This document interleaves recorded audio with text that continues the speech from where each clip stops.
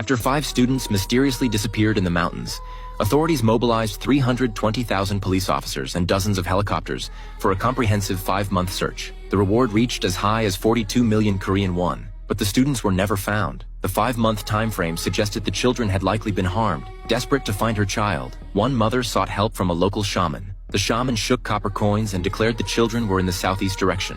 The next day, the shaman led a team aimlessly in that direction. Halfway through the journey, the shaman suddenly screamed, pointing at a garbage truck and claiming the children were inside. The parents turned the truck upside down but found no trace of the children. Police theorized that if the children had been kidnapped, the kidnappers might call. They equipped the parents with recording devices on their phones. As media attention faded and the missing children were gradually forgotten by the public, only their parents continued the search. 2 months later, one of the children actually called home. When the parents heard their son's voice, hope was rekindled. But before they could celebrate, more troubling news arrived. A villager reported seeing the 5 children near a lake.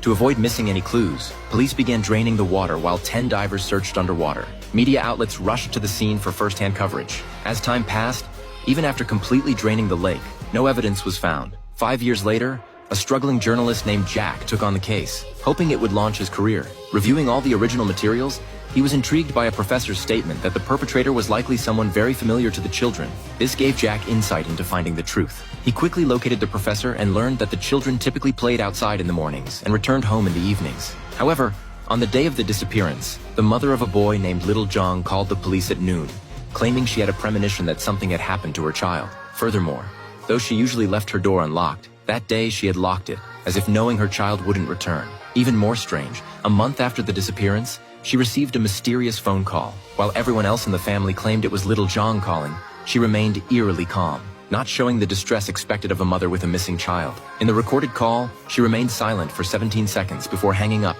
never pressing the tracking button that would have located her child. These bizarre behaviors convinced the professor that Little Jong's mother was hiding something terrible. The 2 men visited Little Jong's home, where an unsettling atmosphere greeted them before they even entered. Little Jong's mother was washing dishes with a blank expression, as if her soul had left her body.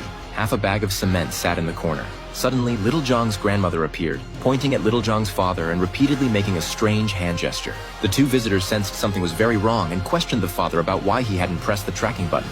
He stammered that the phone had malfunctioned and it wasn't intentional. Though his answers seemed evasive, Jack and the professor couldn't find substantial evidence. As they were leaving, the professor needed to use the bathroom. The moment he entered, Little Jong's father hurriedly went to the adjacent room.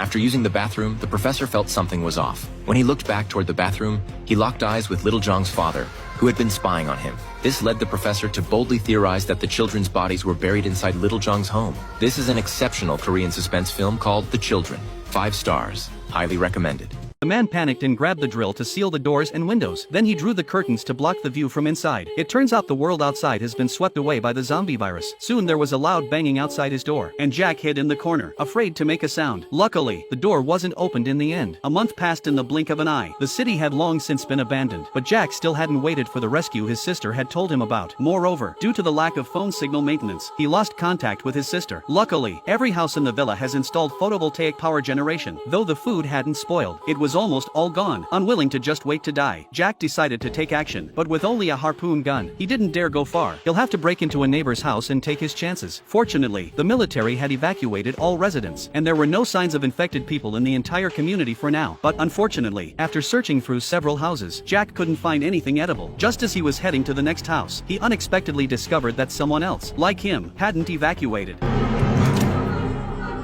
No tengo nada. It turned out that the elderly woman hadn't been able to leave due to a disability, and her food had long been eaten. Although Jack grumbled that the old woman was a burden, his kind nature still led him to leave some food in her home. Unexpectedly, this kindness made the old lady decide to help him. It turned out that the old woman, who had limited mobility, looked out the window every day, so she knew which neighbors would leave food. Jack started to get a lot of food under her guidance, and found a motocross bike in one of the houses. This expanded Jack's search range even further. Soon, they had gathered a large amount of supplies. The 2 supported each other and managed to survive for a while longer. But as the nearby supplies were exhausted, they quickly reached a point where they had nothing left. Just when Jack was worried about how to survive the coming days, a message on the radio reignited a glimmer of hope for both of them.